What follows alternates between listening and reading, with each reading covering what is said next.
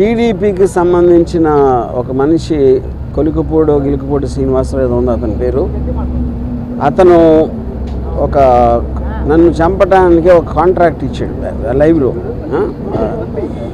నన్ను చంపిన head cut చేసి తీసుకొస్తే ₹1 కోటి ఇస్తానని కాంట్రాక్ట్ ఇచ్చాడు.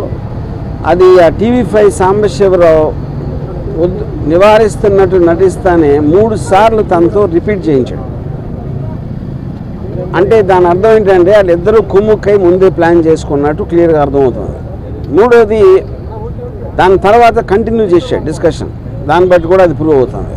ఇంకా ఛానల్లో ఇలాంటి వ్యక్తులను పెట్టి ఇలాంటి ప్రసారాలు చేయిస్తానంటే 100% ఛానల్ ఓనర్ బిఆర్ నాయుడు గారు కూడా దాంట్లో కాన్స్పిరసీలో చేయి ఉందనేది నా బిలీఫ్.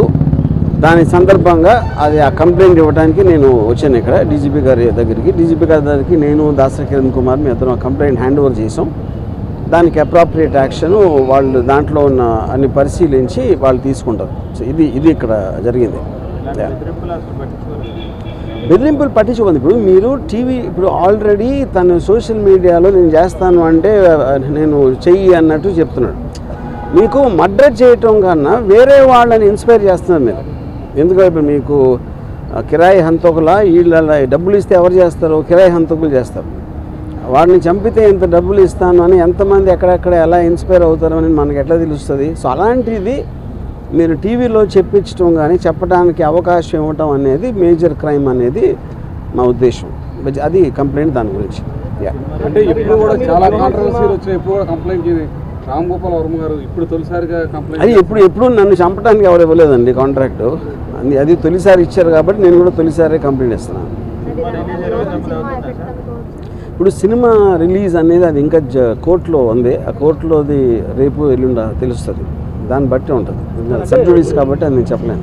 చంద్రబాబు లేకపోతే ఆ పార్టీకి వ్యతిరేకంగా వ్యూహం అనే సినిమాని జగన్ అనుగుణం తీసుకున్నారు కాబట్టి మీ మీద ఇలాంటి వ్యాఖ్యలు కానీ ఎవరైనా డిబేట్ జరుగుతుంది అనుకుంటున్నారు. ఇప్పుడు పాయింట్ ఏంటంటే పొద్దున్న లెగిస్తే లోకేష్ జగన్ సైకో, జగన్ బాబాని చంపేశాడు, జగన్ అది చేశాడు, అతను ఎవడో మర్డరు, ఇతను ఎవడో దొంగ, అతను ఎవడో స్మగ్లరు అని పొద్దున్న లెగిస్తే ఆయన మాట్లాడేది వేరే వాళ్ళని విమర్శించడం లేకపోతే ఎలిగేషన్స్ చేయటం.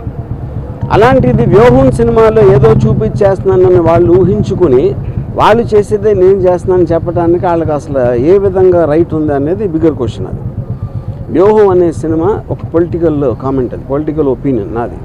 దేశంలో ప్రతి ఒక్కరికి ఉన్నట్టే మీరు తెల్లారు లేగిస్తే మీరు డిబేట్లో మాట్లాడచ్చు, న్యూస్ పేపర్లో రాయొచ్చు, లేకపోతే బుక్ రాయొచ్చు, న్యూస్ పేపర్లో కాలం చేయొచ్చు, ఒకళ్ళిద్దరితో మాట్లాడుకోవచ్చు, ట్వీట్ పెట్టచ్చు, అలాగే సినిమా తీయచ్చు. అన్నీ కూడా మాధ్యమాలు. కంటెంట్ అనేది ఎక్స్ప్రెస్ చేయడానికి నాకే కాదు ఎవరికైనా రైట్ ఉంటుంది. అదే నేను చేస్తున్నాను.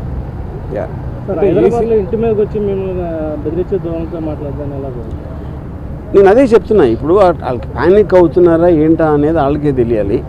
ఎక్కడ వ్యూహంలో ఏం వస్తే ఏం చూపించేస్తే మా గురించి ఇప్పుడు చాలా చిన్న సింపుల్ కామన్ సెన్స్ క్వశ్చన్ అడుగుతాను. మీరేమీ తప్పు చేయనప్పుడు మీకు అసలు భయపడాల్సిన అవసరం ఏంటి? నేను ఏదన్నా ఉన్నది లేనట్టు చూపించేస్తే వాళ్ళందరూ ఎదవలా నమ్మటానికి ప్రజలు ఎవరన్నా ఏమన్నా అంటే నమ్మేస్తారా? ఎవరన్నా ఏం చూపిస్తే అది నమ్మేస్తారా? ఫైనల్గా మీకు చూపించిన దాంట్లో ఉందా లేదా ఏముంది అనేది వాళ్ళకి తెలియదు. ఎందుకంటే ఎవరు సినిమా చూడాల. కానీ గుమ్మడికాయ దొంగ అంటే భుజాలు తడుముకున్నట్టు వాళ్ళే ఊహించుకొని భయపడిపోయి ఏం చేయాలో తెలియక ఇలాంటి వాటన్నిటికీ రిసార్ట్ చేస్తున్నారు.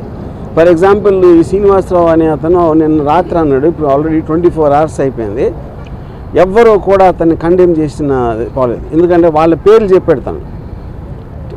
పవన్ కళ్యాణ్, చంద్రబాబు గారు, లోకేష్ అందరి పేర్లు చెప్పినా వాళ్ళు ఎవరు ఇలాంటిది మా పేరు మీద ఒకటి చేస్తున్నారని కండెమ్ చేయకపోతే అర్థం ఏంటి? వాళ్ళు కూడా అదే మైండ్ సెట్లో ఉన్నట్టే కదా.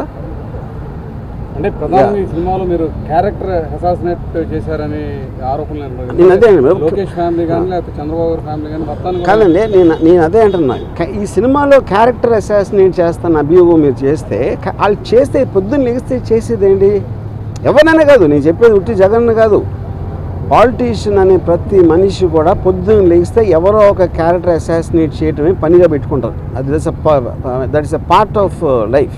మీడియాలో ఎవరు మాట్లాడినా ఎవరో ఒకరిని క్యారెక్టర్ అసాసినేట్ చేస్తారు. ఓకే, క్యారెక్టర్ అసాసినేషన్ కేవలం ఒక పేరు, అది లేబుల్. యాక్చువల్ పాయింట్ ఏంటి? అది ఒపీనియన్ చెప్తున్నారు. ఒకళ్ళ మీద ఉన్న ఒపీనియన్ వాళ్ళు చెప్తున్నారు. అది ప్రజాస్వామ్యంలో that is a fundamental right granted under Article 19 to tell an opinion. సినిమాలో నేను చేసింది అదే.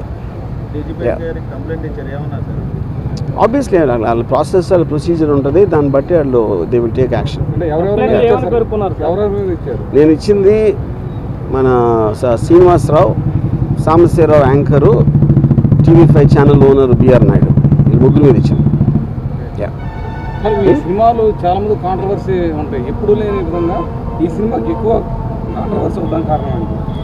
అది మీరు టీడీపీ వాళ్ళని అడగాలి.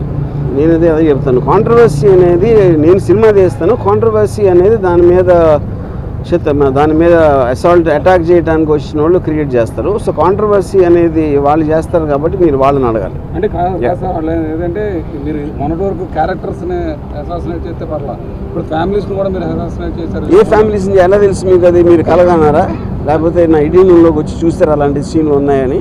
అంటే మీ ట్రైలర్లో కానీ వాటితో కానీ మొత్తం నేను అదే చెప్తున్నా, మీరు చెప్పండి ఏ ఫ్యామిలీలో ఎవరిని అసాసినేట్ చేస్తారో చెప్పండి, ఒక ఎగ్జాంపుల్ చెప్పండి. అంటే వాళ్ళు చెప్తున్న నేను అదే అంటున్నాండి, వాళ్ళు చూసింది మీరు చూసింది ఒకటే కదా ట్రైలర్లో. నేను కొన్ని సపరేట్గా వాళ్ళకి పంపించలేదు కదా సినిమాని చూడటానికి. Yeah okay. ఈ రామోదోగ క్రియేషన్స్ మీద కూడా నారా లోకేష్ కంప్లైంట్ చేశారు, దాని మీద మీరు ఏమైనా లీగల్ వెళ్ళబోతున్నారు? రేపు మార్నింగ్ హైకోర్టులో దాని మీద విచారం జరుగుతుంది. వెయిట్ అండ్ సీ, చూద్దాం. No. సార్ అనుకున్న టైం సినిమా రిలీజ్ అయితే అనుకుంటున్నారా? ఇప్పుడు అది నేను కోర్టు గురించి కామెంట్ చేసినట్టు ఉంటుంది. కోర్టు అనేది తేల్చకుండా నేను చెప్పలేను, అది పరిధిలో ఉంది కాబట్టి. Yeah thank you.